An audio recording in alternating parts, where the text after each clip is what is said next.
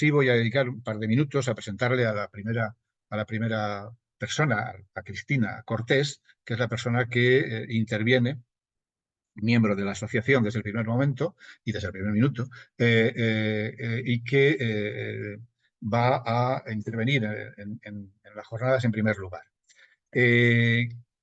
Hemos quedado, también nos hemos acordado que las presentaciones van a ser muy breves y que no vamos a tener a dar mucha a procurar darnos un bombo de currículum y cosas de este tipo, pero sí me parece importante el que, en este caso, tengáis unas pinceladas. Cristina Cortés es psicóloga y psicoterapeuta, codirectora del Centro Vitaliza en Navarra y especialista en cuestiones de trauma, apego y psicología infantil. Creo que es suficientemente conocida como para que no tenga que decir muchas cosas más, porque ha participado en infinidad de cursos, en infinidad de programas formativos, tanto en España como en otros países. A mí sí me apetece resaltar por lo menos el libro que yo conocí, no lo conocí, lo conocí hace un cierto, unos cuantos meses, ¿no? Cuando empezamos a montar esta asociación, el libro de Mírame y Siénteme, reparación del apego mediante MDR. Es un libro, a mí me parece extraordinario, sencillo y muy actualizado, y que es seguro conocido por la mayoría de los que están oyendo en este momento. Pero de todas las cosas que ella tiene en su currículum, a mí me ha apetecido resumir algo que aparece en nuestra página web y que ella escribió para ponerlo en en el apartado ese que dice quiénes somos, ¿no? Dice, y lo quiero resaltar antes de darle la palabra. Dice, antes que nada, quiero incidir que me gusta considerarme un ser humano sensible ante el dolor ajeno. Punto. Que en eso estamos todos los que estamos aquí, tanto montando estas jornadas y esta asociación, como quienes nos están oyendo. Seres humanos sensibles ante el dolor ajeno y que de alguna manera es esa sensibilidad la que moldea, como dice ella, su currículum, su aprendizaje, su desarrollo personal y su profesión. Y en este caso, en lo que estamos metidos en esto porque eh, nos sigue doliendo el sufrimiento humano y no somos en absoluto insensibles al dolor ajeno, cosa que a veces pues, nos hace sufrir, como cuando yo vi esa noticia de estas niñas de 6 y 8 años, no puedo dejar de sentirme mal porque alguien ha hecho mal las cosas, ¿no? Alguien ha hecho mal las cosas. Y no exactamente el padre y la madre, o no solo el padre y la madre, sino que alguien ha hecho mal las cosas. Cristina, te doy la palabra y tienes el micrófono. Creo que, no sé si te lo puedo, yo me quito, yo me silencio y te doy a ti la voz. Bueno, pues gracias por la presentación, Joaquín, y muy buenas tardes a todos los que estáis. Sentimos este pequeño desajuste que hemos tenido con los permisos, ¿no? Parece que Zoom no ha actualizado la ampliación de los asistentes y estamos ahí. Voy a empezar ya que vamos con un poco de retraso, pues la presentación que tenía preparada, ¿no? Que es, seguramente muchos de los que estáis, es acercarnos al apego, al concepto de apego seguro, que es una idea que desde diferentes ámbitos profesionales todos lo rozamos, ¿no? Lo rozamos de una manera u otra. Y yo a veces digo, es como si fuera la fuente de la solución, ¿no? De todos los problemas, alcanzar ese apego seguro. Pero luego llegar a él, pues implica que se tienen que dar una serie de condiciones, no solo en las familias, sino también en el entorno, para que lo más básico pueda estar garantizado.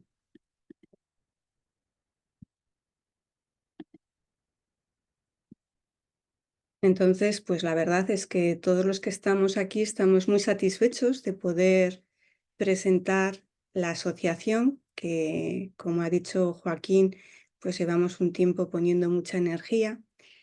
Y yo iba a hablar o quiero hablar sobre bases sociales y biológicas para acercarnos al apego, porque a mí me parece que el desarrollo de la mente del bebé se hace desde dos vertientes, ¿verdad? Una biológica, que es lo que podemos llamar la mente neural, y luego una social.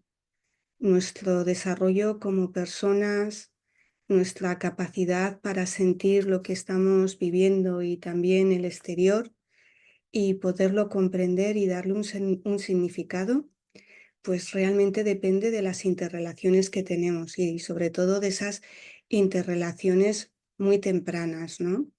Que hace que el mismo entorno sea percibido como inseguro o seguro. Pues depende mucho de esas primeras experiencias que hemos tenido, ¿no? Y, y nos podemos acercar al mismo paisaje, podemos estar paseando por el mismo camino y sin embargo tener una experiencia muy diferente. Y esa experiencia está muy determinada o está muy influenciada precisamente por nuestras experiencias anteriores, lo que se suele llamar la canción del tiburón, o a mí me gusta llamarlo el redoble del tambor.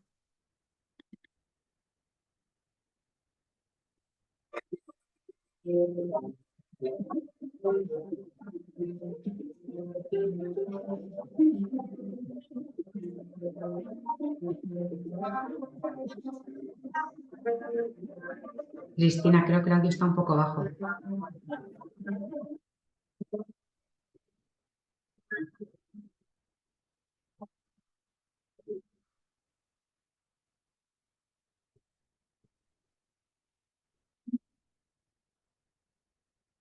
Que hace que la impresión de ese sendero, que es el mismo, sea uno u otro, pues depende de nuestras experiencias anteriores y sobre todo de las experiencias tempranas que hemos tenido en torno a la seguridad.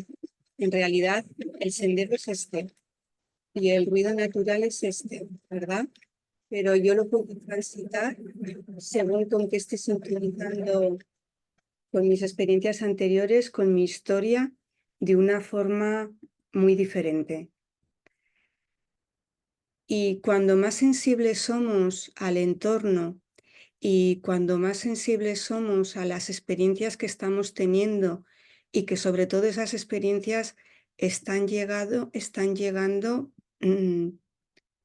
moduladas a través de las figuras de apego, ¿no? Precisamente es en la infancia. Y no solo en la infancia, sino incluso en un momento muy temprano que puede ser el gestacional. Entonces, desde diferentes ámbitos e instituciones, se busca y se alienta a funcionar, a que las figuras de cuidado funcionen o alcancen con un apego seguro, transmitiendo cariño, transmitiendo sensibilidad, ¿no? Y sin embargo, ¿cómo llegamos hasta ahí? Parece que es muy complejo, porque yo diría que actualmente eso no lo hemos conseguido, ¿no? Tenemos aquí los derechos humanos, que se redactan el 10 de diciembre de 1948. Y dentro de esos derechos luego se van redactando los derechos del niño.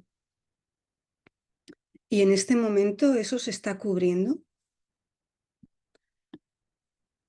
Da igual de dónde sea este niño.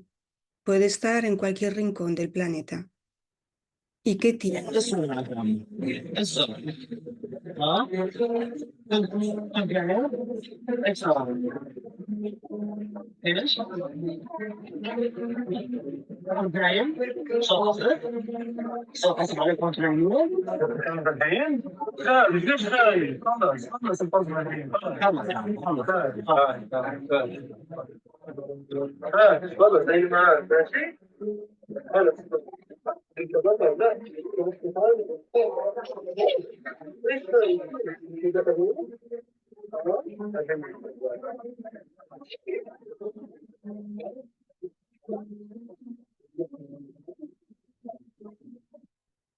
Parece que el contacto, ¿verdad? El vínculo. Hoy leía un artículo de Nazaret que nos da muchísima información científica, cómo tender la mano nos ayuda a manejar el estrés. Aquí estamos viendo cómo ese abrazo, ese recogimiento de un ser humano a otro ser humano permite que se libere la tensión y que se pueda conectar con la emoción, ¿no? Aparece el miedo y aparece la tristeza. Entonces, claro que el vínculo va a ser importante y que el vínculo, a través del vínculo y del contacto, es como nos regulamos. Regular significa que nos calmamos. A través de esa característica de se nos ha prestado atención, ha habido una mirada, ha habido alguien que nos recogía, ha habido alguien que compartía el tiempo con nosotros, aprendemos a calmarnos. Entonces es como si el apego seguro fuera la fuente del elixir de la salud mental, porque la mayoría de los problemas que tenemos siempre van a estar relacionados ¿con qué? Con dificultades precisamente en esa regulación, en esa capacidad para bajar el nivel de estrés, el nivel de activación que tenemos y a partir de ahí sosegarnos, ¿no? Entonces, ¿qué nos aporta ese apego seguro para que sea tan buscado? Pues sobre todo aporta dos ideas. Aporta seguridad, la seguridad de que me miran con ojos de validez, con ojos de simpatía, y eso hace que yo me sienta bien conmigo mismo, y también aporta confianza, la confianza en confiar en los demás, en confiar en los otros. ¿Y cuál es la ruta para alcanzarlo? ¿Cómo podemos encontrar ese apego seguro? A mí me parece que además de mirar, porque yo creo que intentos todos tenemos, ¿no? Intentos para ver cómo los niños pueden desarrollarse de una forma adecuada, están esos derechos del niño que todos deberíamos tener, derecho a la vida, pero derecho a la vida aquí lo vemos como recogido en la familia, derecho a la salud, derecho a la protección, derecho a la educación, derecho a la intimidad, derecho a la información, al juego, a explorar, derecho a la intimidad, muy importante, a poder expresar lo que yo vivo, ¿no? Derecho a asociarse, a que los niños puedan jugar entre sí, no solamente los niños, los adolescentes. Y esto sería como lo vería un niño pequeño. ¿Qué necesita un niño pequeño? Pues ayuda cuando estoy enfermo, no tener miedo, tener una casa, ¿verdad? Que mi casa no sea una mochila, que me puedan prestar atención. ¿Y cómo se consigue todo eso? Pues lo ideal es poderlo tener desde el inicio. ¿Y ese inicio dónde empieza? Pues ese inicio empieza en el útero. Porque si algo sabemos de la etapa gestacional es que la madre está compartiendo los estados emocionales. Y esos estados emocionales llegan compartidos a través de los estados neurofisiológicos que vive la madre y que por lo tanto son los mismos en ese feto. ¿Y cuándo eso pasa a ser importante? Cuando un estado se prolonga, cuando un estado es el continuo. Si esto se prolonga, pues está afectando, ¿no? Si esto se prolonga, está afectando. Entonces, aquí yo me atrevo a plantear una ruta, ¿no? Una ruta sobre todo de prevención. ¿Cómo podemos llegar ahí? Pues está claro que la madre es importante y que la parte gestacional, nuestro primer entorno empieza ahí. Somos el resultado de nuestra historia y cuando más vulnerables resultamos precisamente es cuando estamos en el útero. Y a mí una de las frases que más me ha impactado, yo creo, de todas las que he leído, ha sido esta frase de Boris Cyrulnik. Las emociones de la mujer que nos lleva en su seno participan en la formación de nuestras conexiones neuronales. Así el bebé hereda no solo los genes de su madre, sino también parte de esa historia. Es algo que yo suelo repetir muchas veces porque, claro, ¿cuál es la historia de una madre? La historia de una mujer es la historia de su familia, es la historia de su entorno, es la historia de su sociedad, es la historia del momento económico-social que está viviendo. Entonces, sabemos que los bebés están biológicamente predispuestos a pegarse a sus cuidadores. ¿Por qué? Porque no pueden sobrevivir solos, entonces eso está grabado en la biología. Me tengo que apegar para salir adelante. Y a través de ese apego, lo que va a intentar satisfacerse no solamente son las necesidades físicas, sino también la regulación de los estados emocionales, que calmen la ansiedad, que compartan, que le den un significado a los estados que estoy viviendo. Y todo eso se produce en la interrelación de esas figuras de apego, y en la primera etapa pues va a ser muy importante la figura principal. Según cuál sea el estado de esa figura principal, me va a acompañar a mí de una manera u otra. Y otra de las cosas que sabemos es que por encima de todo vamos a priorizar eh, el apegarnos y el estar apegados, incluso por encima de la seguridad. Entonces, aunque el vínculo no sea seguro, aunque el vínculo no nos propicie y no nos garantice esa seguridad, nosotros nos vamos a pegar. A mí esta imagen de National Geographic me parece muy impactante. Tenemos una mona que es devorada y su hija, su cría, sigue enganchado a ella. Esto me parece que es fundamental tenerlo en cuenta también cuando promovemos prevención y cuando promovemos medidas sociales para proteger a los menores. Solemos darle mucha importancia a la seguridad y no tenemos o no valoramos tanto la continuidad de la figura de apego. Y la continuidad de la figura de apego va a ser muy importante. Las rupturas en esa continuidad dificultan que luego nos sigamos vinculando o que luego nos apeguemos con calidad, ¿no? Y la base de la salud empieza aquí, empieza en esa interacción. Michel Oden es el que ha acuñado el término de salud primal. Para él, esa salud primal se construye durante el periodo de estrecha dependencia de la madre, que se da en el útero, luego en el parto y durante la lactancia. Y todos los acontecimientos que tengan lugar en ese periodo de dependencia materna influyen en la salud, influyen en el sistema endocrino, en el inmunológico, en la regulación del sistema nervioso. Y la ansiedad durante el embarazo pues puede constituir predisposiciones a tener mayores riesgos de psicopatologías en niños, adolescentes y también en la adultez. Aquí os dejo pues una recopilación de 73.000 estudios que ha realizado la Universidad de Granada, viendo cómo afecta la gestación en el desarrollo fetal y en el futuro bebé, ¿no?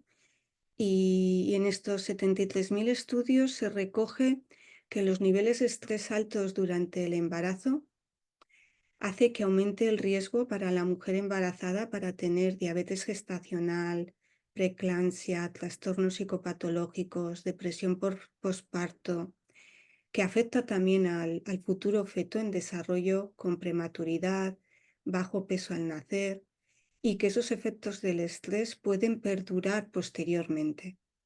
Así que esta etapa es realmente una etapa muy importante que hay que cuidar, ¿no?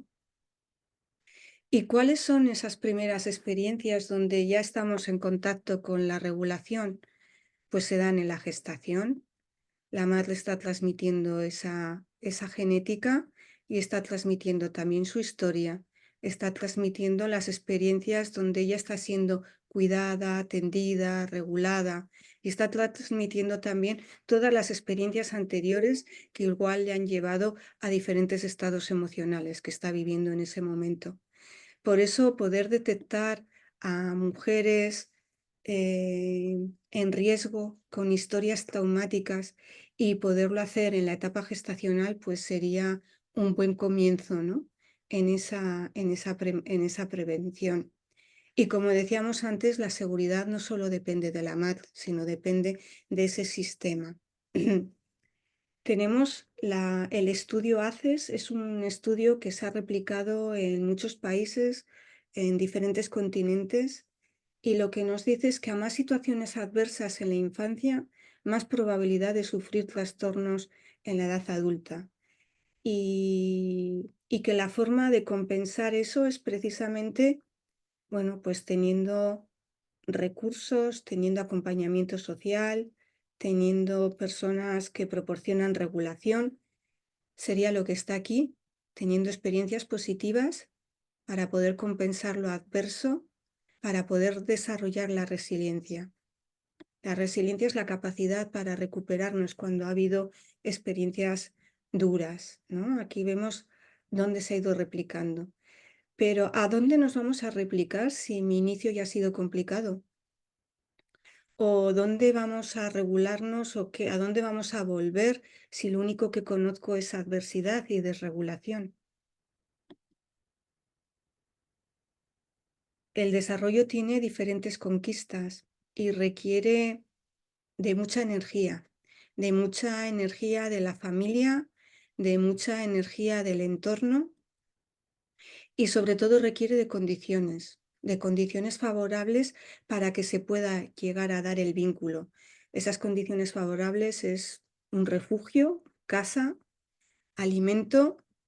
Y a partir de ahí, si mi sistema familiar no está en supervivencia y no está luchando para conseguir todo eso, pues entonces vamos a poder hablar de relación y vamos a poder hablar de afecto y vamos a poder hablar de cariño, que es lo que va a favorecer que se vaya desarrollando ese cerebro social para que dé el impulso a que se desarrolle lo demás, para que tengamos el impulso de ir más allá de la supervivencia y esos niños, esas niñas, esos menores puedan desarrollarse a nivel cognitivo,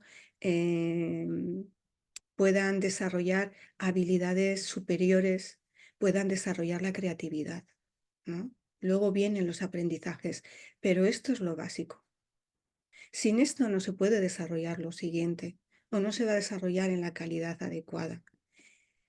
Entonces, para poder dar esto, para poder disponer de este tiempo, poder mirar, poder sonreír, tener esa disponibilidad emocional, procurar ese contacto oculofacial que hace que el bebé se sienta visto, que hace que el bebé se pueda ir reconociendo en la pupila de sus cuidadores, que hace que el bebé pueda ir poco a poco estableciendo y viendo que se pueden diferenciar, ¿no? Que ya no que son más allá de la piel de ese cuidador, sino que van adquiriendo identidad propia.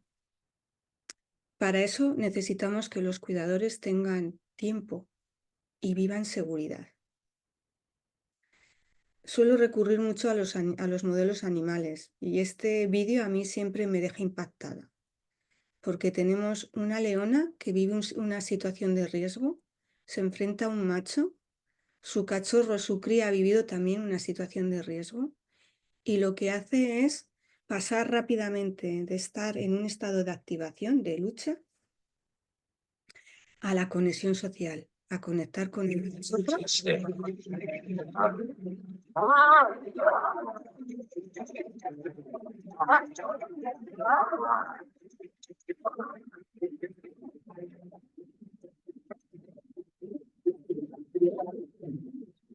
Mother marks the male. As Kali moves toward her cub, every muscle ready to fight.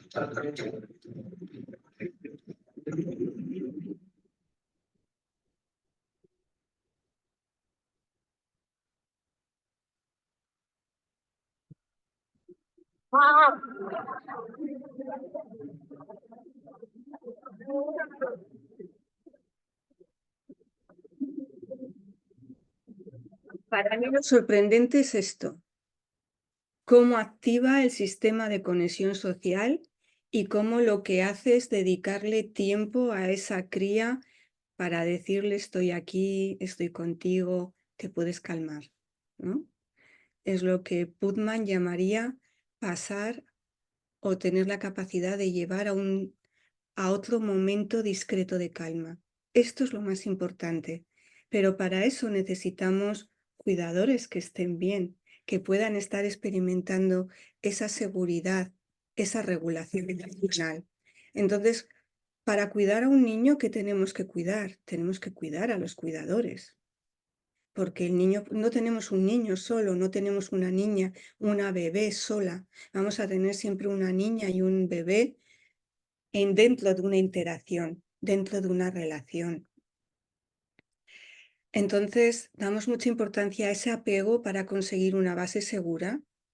Y ahí dentro de esa base segura es donde yo puedo estar conectado con lo emocional, porque lo emocional no me va a dar miedo, porque sé que aunque se produzca una activación emocional y sensorial, mi cuidador me va a calmar. Entonces eso va a permitir que yo pueda vivir conectada a las emociones. Sin embargo, si no se produce esa regulación, pues desarrollaré rápidamente estrategias para alejarme de la emoción, para no estar conectada a ella.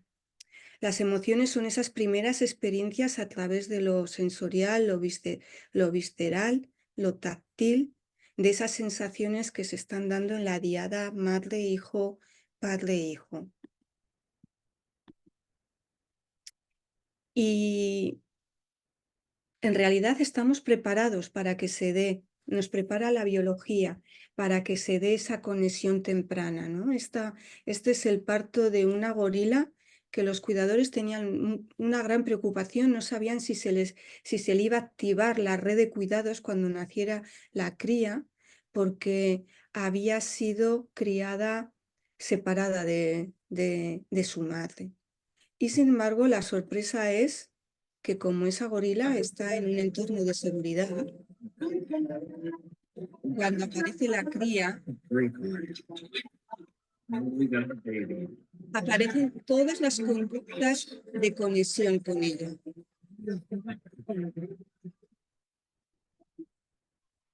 Mirar la delicadeza, el cuidado, la lentitud, sin prisa. ¿Y a dónde pasamos? A mirar ocularmente. En estas primeras miradas parece que se está activando ya las primeras conexiones del prefrontal. Entonces va a hacer falta mucho de esto para que se desarrolle ese cerebro social y para que tengamos interés y sintamos placer en la conexión y en la relación. El cerebro humano nace con una gran posibilidad. Tenemos millones de conexiones y esas conexiones se van a ir produciendo en los 3 primeros años de vida. Esos 3 primeros años de vida son momentos muy críticos. De hecho, la mejor prevención que podemos hacer, la deberíamos hacer en esa etapa. Y en esa etapa deberíamos intentar que se tenga bastante de eso, de esto, al menos el 50% del tiempo. Cuando tenemos el 50% del tiempo de esta interacción corporal, porque la relación al principio es corporal a través de los sentidos, a través de la piel con piel, del piel con piel, del contacto, de las miradas, es cuando vamos a ir desarrollando esa percepción de que soy válido, qué bueno, merezco la pena, me dedican tiempo y es seguro confiar en los demás, ¿no? Nada más nacer, el bebé nace con unos niveles muy altos de cortisol. En realidad nace con un cóctel hormonal único, donde tenemos altos niveles de cortisol y altos niveles de oxitocina. Y los dos, tanto en los altos niveles de cortisol como de oxitocina, van a propiciar el contacto, que sienta interés por su madre. Y a través de ese interés por su madre se va a sentir o va a poder percibir que hay una experiencia de continuidad después de salir del útero. Y en ese contacto con su madre se encuentra en su medio. Puede regular la tensión arterial, regula la temperatura, se provee de alimento. Ese cóctel no se va a volver a repetir, entonces poderlo aprovechar es muy importante y cuidar esos momentos también. En estas primeras miradas, en esos primeros 1000 minutos, con esas interacciones oculofaciales, se están propiciando las primeras arquitecturas de los sistemas regulatorios del cerebro. Y poder tener esta experiencia de reposar en contacto con otro cuerpo y sentir la calma es lo que nos va a facilitar la conquista de esa neurocepción de seguridad, de poder sentir de que los otros son seguros, que me puedo apoyar, que posteriormente no voy a tener la necesidad de valerme únicamente por mí misma y por mis fuerzas, porque he aprendido que se puede confiar. Entonces no tenemos un bebé, no tenemos una niña, no vamos a tener ni un niño ni una niña solos, los tenemos dentro de una relación. Ese bebé se va a desarrollar en contacto con alguien dentro de esa relación y se va a calmar y va a regular sus estados de malestar a través de alguien. Y va a necesitar que alguien esté ahí disponible para él.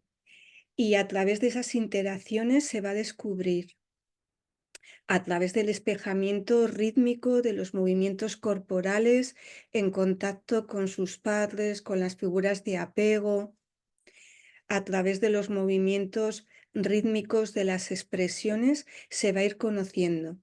Y también a través de las palabras que va recibiendo, de los significados que le van dando de sus estados emocionales. Entonces se requieren cuidadores, mamás, papás, que estén en un intento continuo de captar la realidad subjetiva que está viviendo ese bebé. Y desde ahí que puedan adaptarse, que sean ellos los que se adaptan al ritmo del bebé para satisfacer sus necesidades. Y en esas interacciones lo que se produce y lo que se propicia es que esté presente la oxitocina que ha estado desde el momento en que la mujer se queda embarazada, que ha estado acompañando en el parto y que va a estar acompañando a lo largo de la lactancia y que acompaña en cualquier interacción humana en las cuales están siendo promovidas desde el afecto. Y la oxitocina tiene la capacidad de desactivar la amígdala, ¿no? Disminuye la reactividad de la amígdala. Y también de otras áreas como el núcleo estriado dorsal, ¿no? Que va a ser muy importante en la toma de decisiones. Entonces, cuando estamos inundados de oxitocina, cuando tenemos altos niveles de oxitocina, vamos a ser más audaces, más decididos, nos vamos a interesar más por el mundo y por los demás. ¿Y cómo aparecen esos niveles? Esos niveles altos de oxitocina aparecen en estas interacciones. Y en diferentes estudios, como el que tenéis marcado en la Universidad de Ciudadanos, hablan de los beneficios que nos proporciona la oxitocina a nivel cognitivo. Una de las cosas que hace es que nos permite que dirijamos la atención hacia los aspectos positivos de la experiencia, que eso es muy importante. Sin embargo, cuando tenemos experiencia traumática, tenemos experiencias de negligencia, ocurre justamente lo contrario. Lo que hacemos es llevar continuamente la atención hacia el malestar.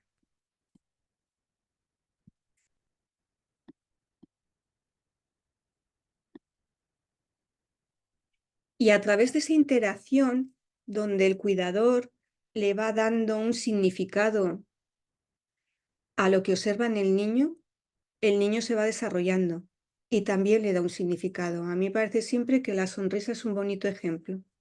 Tenemos la sonrisa en el feto, es una sonrisa involuntaria. Y el bebé va a sonreír, pero no sabe que sonríe. Y en la medida que le devuelven la sonrisa y que le devuelven la mirada, se va a implicar en sonreír. Y antes sonreía sin saber que sonreía y ahora va a tener interés en sonreír. Y le va a dar un significado. Pero para eso hace falta que haya alguien ahí con él. Y así es como vamos desarrollándonos. Y así es como le vamos dando significado también a nuestras experiencias. Si hay placer y nuestros cuidadores nos transmiten que se divierten, que comparten ese placer, que se implican con nosotros, el mundo y la vida merece la pena. Y desde ahí iré desarrollando nociones de mí misma en positivo. Soy válida, soy querida, puedo conseguir las cosas. ¿Y qué voy a necesitar también? Que cuando me pongan los límites, como esta mona, ¿verdad? Que le está diciendo, no puedes ir más allá. Pero ¿cómo se lo dice? Sin romper el vínculo, sin romper el contacto, sin enfadarse, sin instalar altos niveles de vergüenza. ¿Por qué? Porque tiene tiempo, porque se siente segura. Pues entonces, ¿qué va a pasar? Que voy a poder postergar el placer, que voy a manejar la frustración, que voy a confiar. Fijaros que muchas de estas cosas que estoy poniendo aquí son las demandas que nos hacen los padres, ¿verdad? En consulta, porque consideran que sus hijos no han alcanzado eso. ¿Y por qué no lo han alcanzado? Igual ha faltado tiempo. Igual han faltado experiencias de este tipo.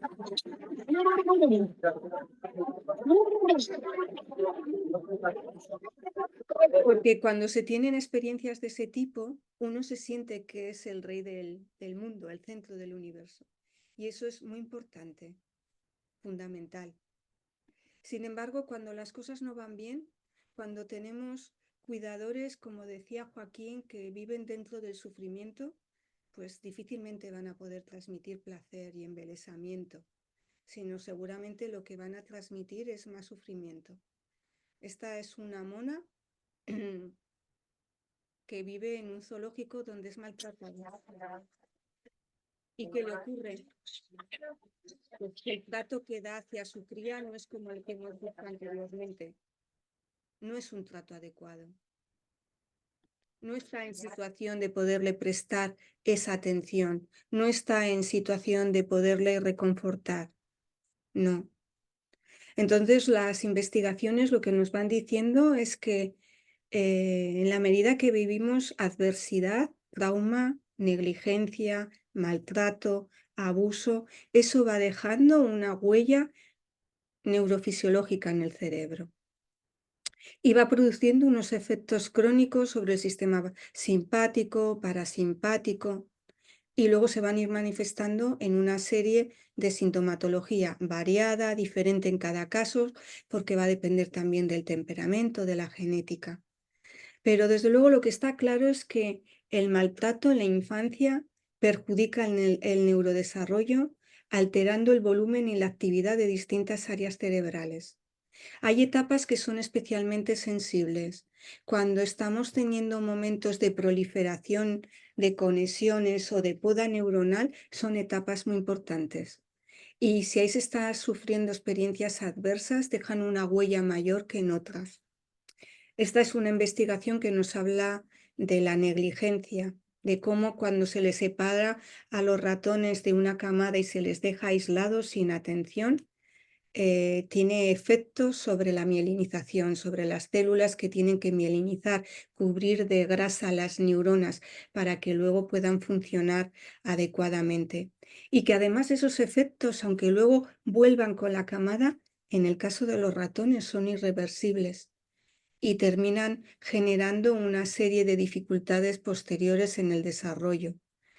Y lo que sabemos, y a partir de este estudio ellos hacen una relación con los niños que han vivido experiencias traumáticas y abandono antes de los 0 a los 3 años, cómo luego suelen tener dificultades, por ejemplo, cognitivas, ¿no? Porque es una etapa crítica.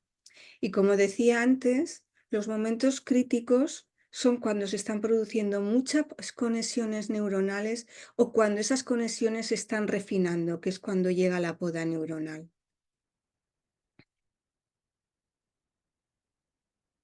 ¿Esto qué nos indica todas estas líneas de investigación? Que no solamente hablamos de efectos psicológicos y de efectos emocionales, sino que también hablamos de efectos neurofisiológicos que tenemos que tenerlos en cuenta cuando luego queremos hacer una intervención o una reparación.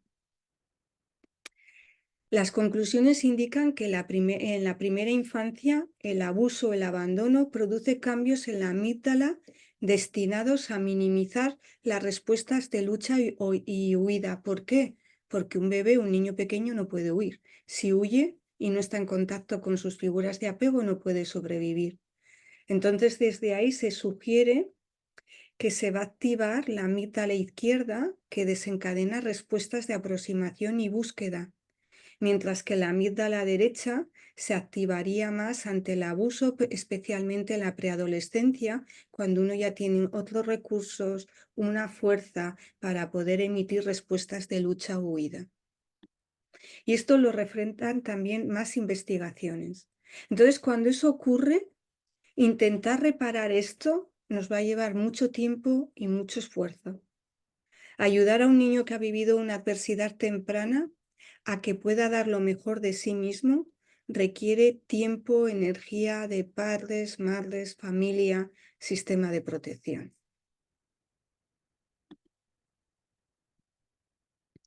Cuando no se ha tenido esto desde el inicio, esta atención, esta satisfacción, esta experiencia excitatoria dentro del cuidado, cuando de repente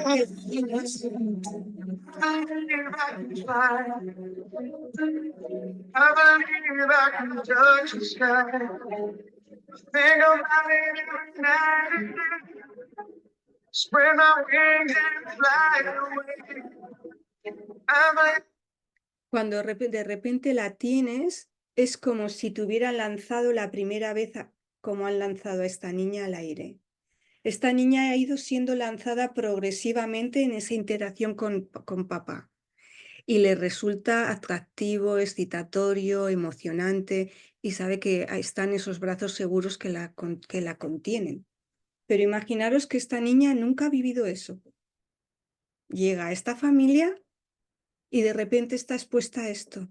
Y esos cuidadores le proporcionan eso. Le proporcionan el afecto, le proporcionan la atención, pero ella no lo sabe reconocer. Y lo que emite son respuestas de miedo. Y entonces esos cuidadores que acaban de recibir esta niña no saben muy bien qué hacer. No saben cómo sintonizarse, porque hay dos cuerpos que están desintonizados. Porque esa sintonía se aprende en una etapa muy temprana. Y esta familia, estos padres tendrán que hacer un gran esfuerzo. Incluso esta niña tendrá que hacer un gran esfuerzo hasta que consiga igual poder disfrutar de esa experiencia satisfactoria. Y esto se va produciendo progresiva y paulatinamente en la medida que se van dando las conquistas del desarrollo y se van produciendo conexiones que van desde atrás hacia adelante, produciéndose esa integración vertical que se dan a través del contacto, el afecto y el movimiento, y a través de esas conexiones entre el hemisferio derecho y el hemisferio izquierdo, que se facilita a través del lenguaje afectivo, a través de la danza de la comunicación con las figuras de apego. Esto es fundamental, las interacciones. Y en esa prevención también nos tenemos que ocupar de esto. Porque si no hay interacción cara a cara, no se aprende el lenguaje social. Y desde luego vamos a perder características de nuestra sociabilización y de nuestros rasgos humanos. Nos desarrollaremos, sí, pero nos desarrollaremos de otra manera, diferente. Este bebé diríamos que está siendo acompañado.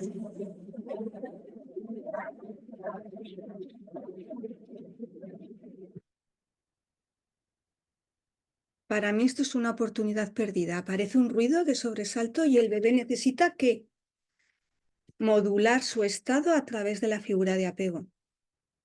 Lo puede hacer corporalmente, pero aquí no hay sintonía. Se ha perdido un momento de sintonía. Y esos momentos de sintonía son los que van a determinar que luego tengamos la capacidad de calmarnos, de manejar la ansiedad. Entonces, desde diferentes lados hablamos de lo mismo, desde UNICEF, cuidado cariñoso y sensible. ¿Y qué necesitamos para dar ese cuidado cariñoso y sensible? Necesitamos dedicar tiempo. Con demasiada frecuencia.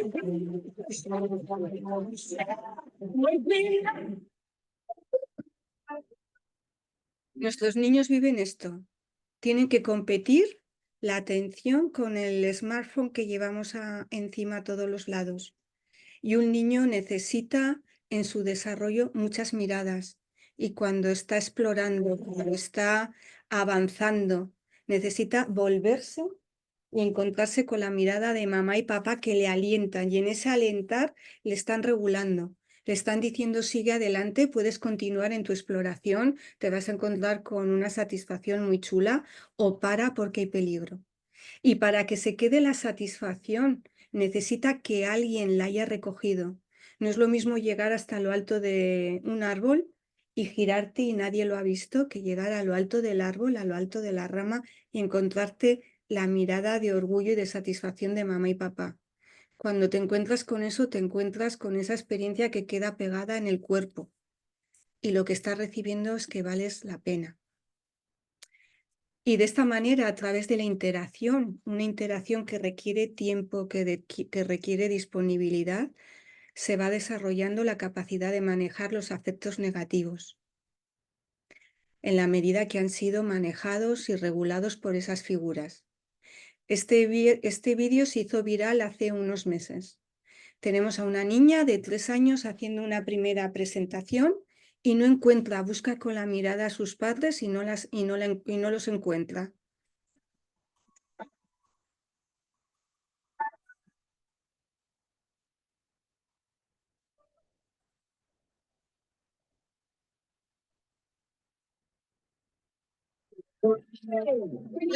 No los ve.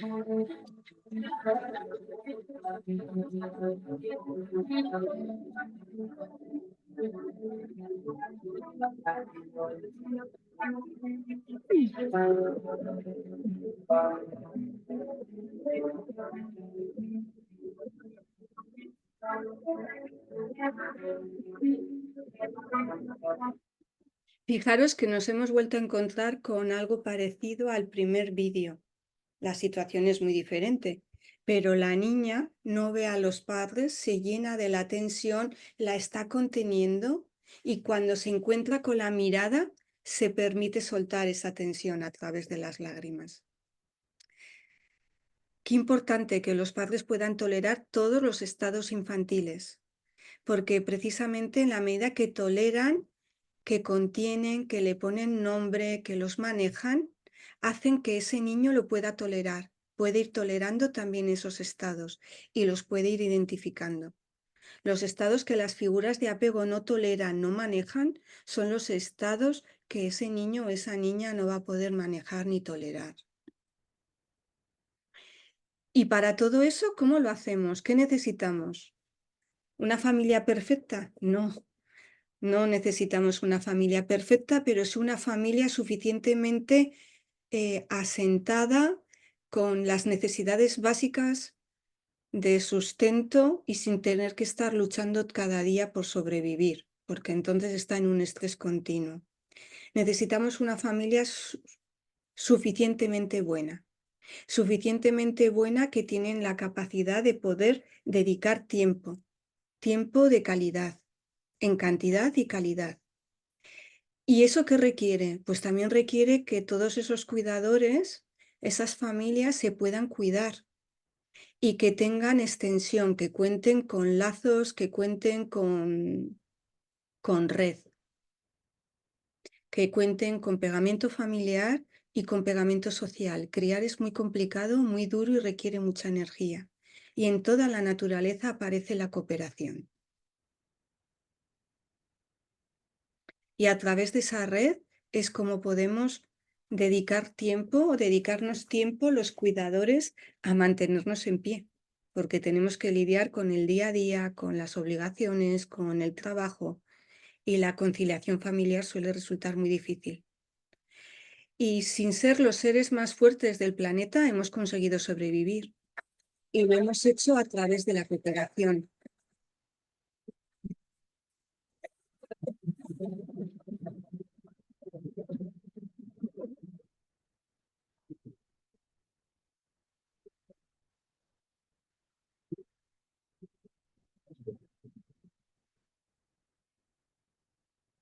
Es la forma de vencer al tiburón, ¿verdad? Entre todos. Y termino con este vídeo que me parece que es muy significativo, que nos habla precisamente de lo importante que es esa conexión para que los niños, las niñas se puedan desarrollar adecuadamente.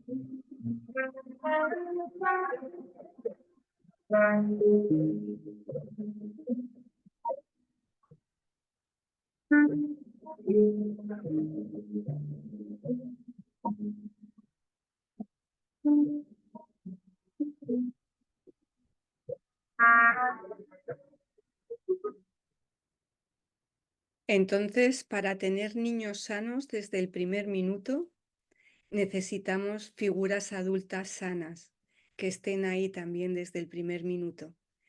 Para prevenir el daño en los niños, necesitamos prevenir el daño en los adultos que los van a cuidar, que los van a atender, que van a estar con ellos. Entonces, el apego seguro nos permite precisamente esto, pedir ayuda y confiar.